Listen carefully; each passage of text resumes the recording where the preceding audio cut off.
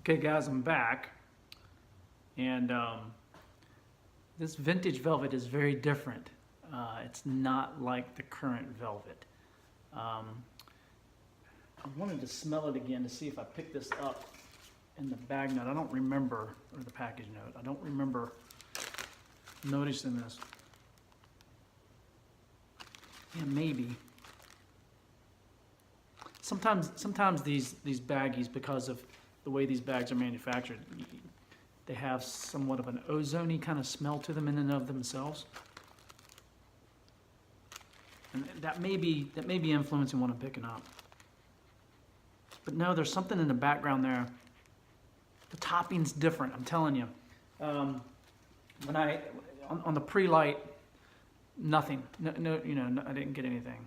I question how valuable that data point is. But when I did the char light, I immediately, I could tell there's that licorice, that anise in there. It's not as pronounced as it is in the current version, but man, there's some other essence, and I cannot put my thumb on it. I don't know what it is. It's not the buttery popcorn thing that I get with the current velvet, but it is something. I'm trying to figure out what it reminds me of.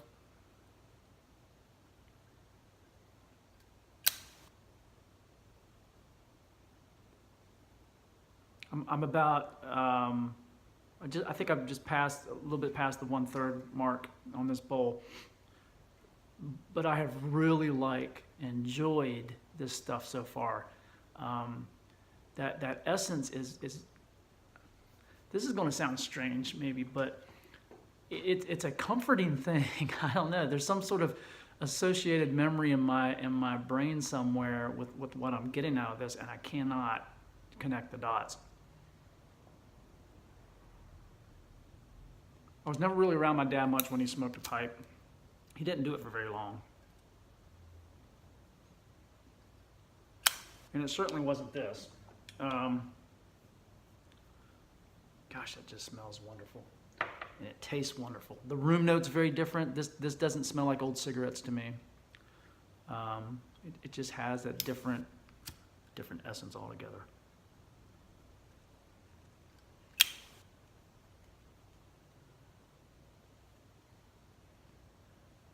I do get a slight tingle on the retrohale, and I can tell it in the back of my mouth. There's a little slight tingle from this that I did not get with the current version. I don't know if that has to do because it's aged so long. I mean, good night, this is 40-year-old tobacco. I never thought I'd be smoking 40-year-old tobacco. Man, I love this hobby. Not a hobby, lifestyle.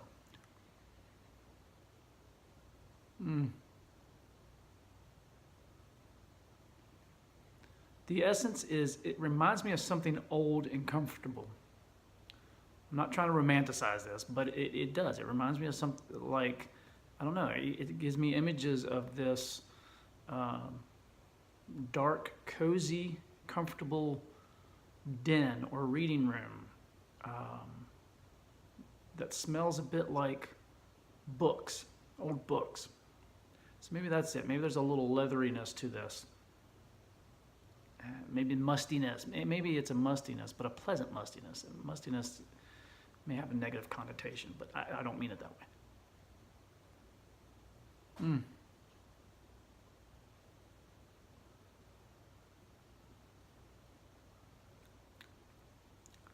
This is going to be a very memorable smoke for me.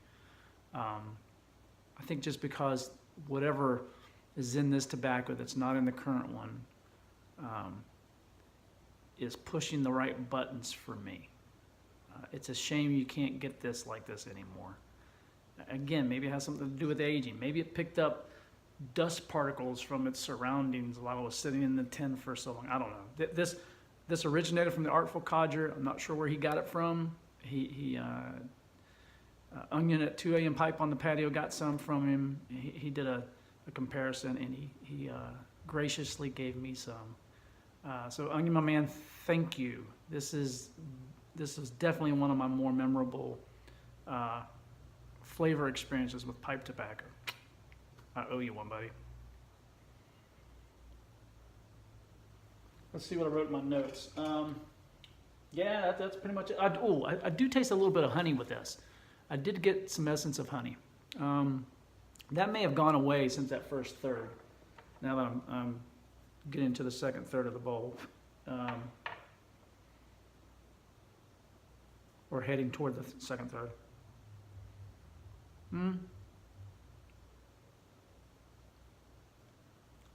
Still there. It's slight, but I didn't pick up this honey taste in the current version. I don't know if this is useful to you guys or not. It's not like you really have the option to buy vintage velvet. I just wanted to share this experience with you because if it wasn't for the YTPC, I wouldn't be having this experience, and I don't like keeping good things to myself.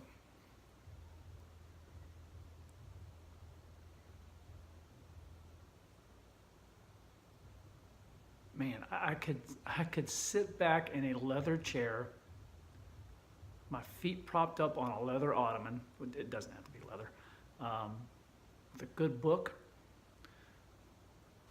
Arthur Conan Doyle, Sherlock Holmes, Adventures of Sherlock Holmes. I love those stories.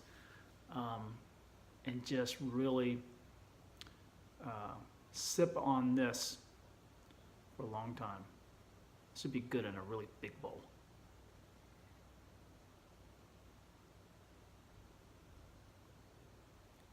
Now, I don't know if my wife would like this room note, but I don't think she would find this nearly as offensive. That's probably too strong. It's more agreeable than the current version of Velvet, for sure. Man, you can just, yes.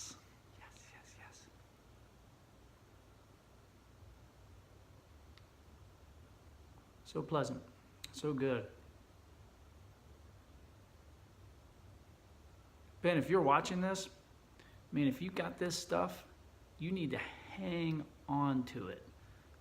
Make sure you keep a good supply for yourself. It's wonderful that you share this with people. That just indicates your heart, dude, and I really love that. So thank you for sharing this because it got sent my way.